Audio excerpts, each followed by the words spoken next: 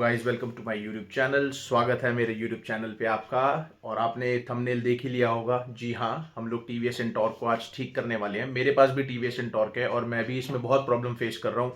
और मैंने यूट्यूब पे सर्च किया तो इतनी सारी वीडियोज़ हैं। वीडियोज़ में आपको फिक्स बता रखे हैं, बट आपको ये नहीं बता रखा कि कितने टाइम बाद ये प्रॉब्लम फेस होगी आपको दोबारा, और एक्चुअल में आपको क्या करवाना है। तो इस वीडियो के माध्यम से मैं आपको यही समझाने वाला हूँ और आपको एजुकेट करूंगा क्या काम करवाना है और कितने टाइम में आपको ये प्रॉब्लम दोबारा फेस हो जाएगी, सो दैट आप प्रिपेयर्ड रहें कि हाँ भाई मुझे इस सर्विस पे ये चीज़ करवानी है, सो दैट आपको रिमेंबर रहेगा। बाकी हम लोग 10-15 मिनट तक निकलेंगे और आपको अपडेट करेंगे मैकेनिक के पास पहुंच के।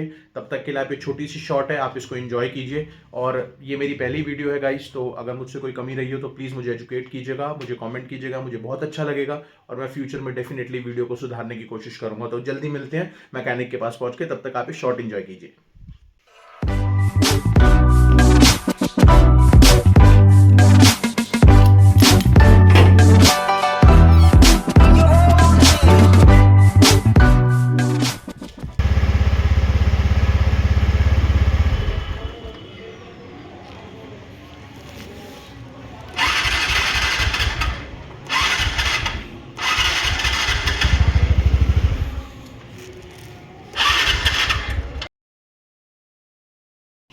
तो गाइस रेडी हो गए हैं, जैसे तैसे स्कूटी स्टार्ट कर रहे हैं, बार बार बंद हुई जा रही है।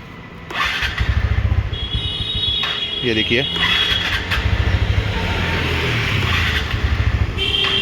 तो अब इसको लेके जा रहे हैं मैकेनिक के पास, दिखवाते हैं सारी प्रॉब्लम्स और आज इसका समाधान करते हैं और सभी भाइयों लोगों को दिखाते हैं जो जो एंटॉर्क पे प्रॉब्लम फेस कर रहे हैं, चाहे वो साउंड प्रॉब्लम हो, चाहे वो स्टार्टिंग प्रॉब्लम हो, चाहे वो क्लच की नॉइस हो, सारी चीज़ों का आज इलाज करेंगे।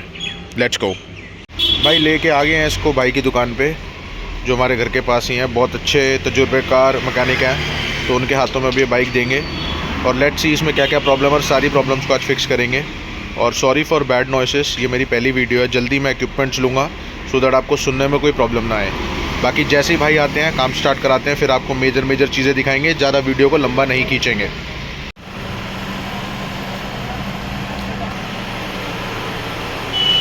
तो ये हमारे भाई हैं नीरज भाई, और इनको बहुत अच्छा एक्सपीरियंस है इन सब कामों का। इन्होंने काम स्टार्ट कर दिया, अभी प्रॉब्लम फाइंड करेंगे, उसके बाद प्रॉब्लम को रेक्टिफाई करेंगे और लास्ट में मैं आप थोड़ी बहुत बात कराने की कोशिश करूँगा भाई से आपकी। और अगर आप लोग प्लान भी बनाते हो भाई के पास अपनी स्कूटी वगैरह ठीक कराने का, तो ऐसा नहीं है कि आप आ रहे हो और 1 मिनट में काम हो जाएगा, आपको टाइम लेना पड़ेगा भाई से, क्योंकि भाई अकेले काम करते हैं और तसल्ली से काम करके देंगे। इंजन निकल गया है, अब आगे की कार्रवाई इस पर चालू होगी।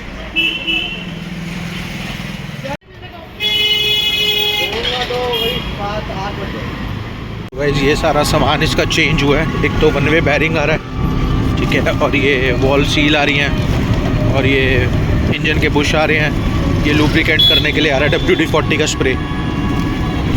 बेसिकली जो वॉल थे वो सही से काम नहीं कर रहे थे, जिसकी वजह से पिस्टन के ऊपर इफेक्ट आया, तो वॉल्वों को सही किया जाएगा, क्लीनिंग की जाएगी उनकी और दोबारा से ग्राइंड किया जाएगा, 1 वे का बैरिंग चेंज किया जाएगा और उसके बाद मैं आपको आगे का प्रोसेस बताता हूँ, जिसमें से क्लच नॉइस आती है उसको कैसे ठीक करना है। सारा सामान लेकर के आ चुके हैं भाई की शॉप पे। सामान मैं आपको एंड में मेन पार्ट्स बता दूंगा और डिस्क्रिप्शन भी दे दूंगा क्या क्या करना है क्या क्या नहीं करना। तो मेरी गाड़ी में तो थोड़ा ज़्यादा काम हो रहा है, बट मैं आपको एक्सप्लेन कर दूंगा कि वॉल्व का काम भी क्यों हो रहा है। और वॉल्व का काम करवाओ तो मेक श्योर आप सही बंदों से करवाओ, गलत बंदों से करवाओगे तो आपको भी नुकसान होगा। देखो जैसे मेरा पिस्टन जल गया ऊपर से। और क्लच नॉइस, उसका भी मैं प्रोसीजर बताऊंगा कैसे ठीक करनी है क्लच नॉइस आपको। और इसके साथ साथ वॉल्व का काम आपको कब करवाना है और किस बेसिस पे वॉल्व का काम आपको करवाना है, ताकि आपका इंजन जो है स्मूथली वर्क करे, एवरेज भी आपकी मेंटेन रहे और फालतू नॉइसेस भी ना आए आपकी गाड़ी में से। मेरा ये वीडियो बनाने का एक ही मोटिव है, आप लोग जो इतना पैसा पे करते हो क्लच नॉइस ख़त्म करने के लिए, इंजन नॉइस ख़त्म करने के लिए, वो बार बार आती रहती है। देखो द फैक्ट इज एंटॉर्क में हर सर्विस पे आपको क्लच तो साफ़ करवाना पड़ेगा, क्योंकि इस गाड़ी में प्रॉब्लम है। जो नई गाड़ी आ रही है उसमें 1 वे बैरिंग निकाल दी है, सेल्फ निकाल दी है, सो दैट किक निकाल दी है, क्योंकि किक से भी साउंड आती थी। बट हमें क्या प्रोसीजर करना है, कैसे क्लीन करना है, वो मैं आपको वीडियो के एंड में समझाऊँगा। और वीडियो के एंड में इस तरीके से समझाऊँगा कि आप लोगों को क्लियर हो जाए कि आपको इन चीज़ों से बचना कैसे और आपको बार बार पैसा नहीं पे करना। तो गाइज़ अभी हम इसका हेड जिसमें वॉल्व लगते हैं उसको ग्राइंड करवाने के लिए लेके जा रहे हैं, और 1 वे इसमें हम लोग बैरिंग डलवाएंगे। जो बैरिंग लेके आए हुए थे नया, ये वाला बैरिंग है, ठीक है, ये पार्ट नंबर है।